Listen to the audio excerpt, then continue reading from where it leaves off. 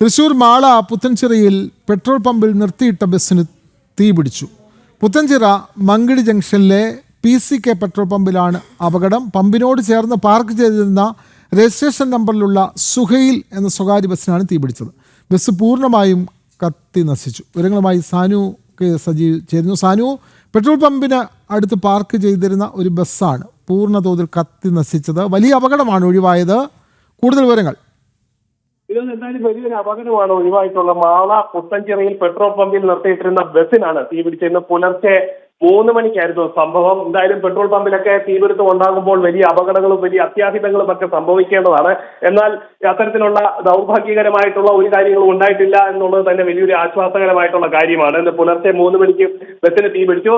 ഈ ബസ് നിർത്തിയിട്ടിരുന്നതിന് തൊട്ട് സമീപം ഉണ്ടായിരുന്ന പെട്രോൾ പമ്പിന്റെ തന്നെ ഭാഗമായിട്ടുള്ള ഓഫീസിലേക്കും തീ പടർന്നിരുന്നു. എന്തായാലും ഈ വലിയ രീതിയിൽ ഇന്ധനമൊക്കെ, അതായത് നമുക്ക് മനസ്സിലാക്കാൻ സാധിക്കുന്നത് ഇന്നലെ വൈകിട്ടോടു കൂടി പെട്രോൾ പമ്പില് ഇന്ധനമൊക്കെ പൂർണ്ണതോതിൽ നിറച്ചിട്ടിരിക്കുകയായിരുന്നു. എന്തായാലും അത്തരത്തിലുള്ള അനിഷ്ട സംഭവങ്ങളൊന്നും ഉണ്ടായിട്ടില്ല.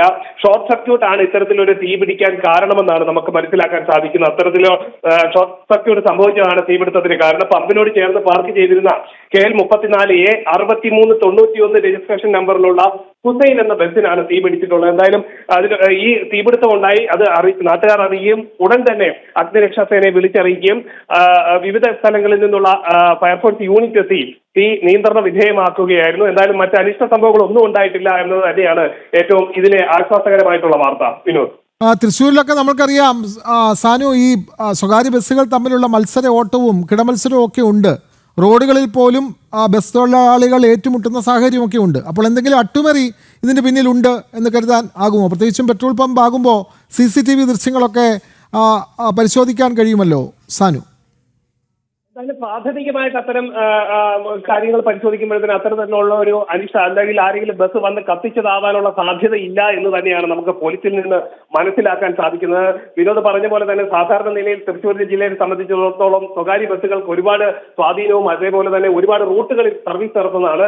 പലപ്പോഴും ബസ് സ്റ്റാൻഡുകളിലും ഒപ്പം തന്നെ പൊതുനിരത്തുകളിലും സ്വകാര്യ ബസ് ജീവനക്കാർ തമ്മിൽ ഏറ്റുമുട്ടുന്നതും ഇവിടുത്തെ ഒരു പതിവ് കാഴ്ചയും നിത്യ സംഭവവും തന്നെയാണ്. എന്തായാലും അത്തരത്തിൽ കിടമത്സരം, അതായത് ബസ്സുകൾ തമ്മിലുള്ള മത്സരമല്ല ഇത്തരത്തിലുള്ള ഒരു അനിഷ്ട സംഭവം ഉണ്ടാവാൻ ഇടയാക്കിയത്. ബസ്സിനുണ്ടായ ഷോർട്ട് സർക്യൂട്ട് ആണ് ഇത്തരത്തില് തീപിടുത്തത്തിന് കാരണമാക്കിയതെന്നാണ് പ്രാഥമിക നിഗമനം. എന്തായാലും ഇതുമായി ബന്ധപ്പെട്ടുകൊണ്ട് CCTV ദൃശ്യങ്ങൾ അടക്കം ശേഖരിച്ചുകൊണ്ടുള്ള ഒരു പരിശോധന പോലീസിന്റെ ഭാഗത്ത് നിന്ന് ആരംഭിച്ചിട്ടുണ്ട്.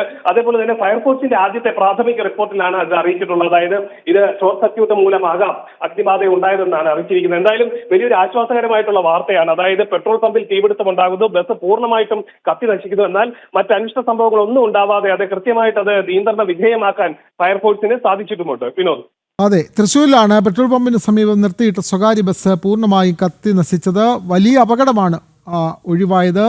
ബസ് പൂർണ്ണമായി കത്തി, എങ്കിലും പെട്രോൾ പമ്പിൽ മറ്റ് അപകടങ്ങൾ ഒന്നും ഉണ്ടായില്ല. വിവരങ്ങൾ നൽകുകയായിരുന്നു തൃശ്ശൂരിൽ നിന്നും സാനു കെ സജീവ്.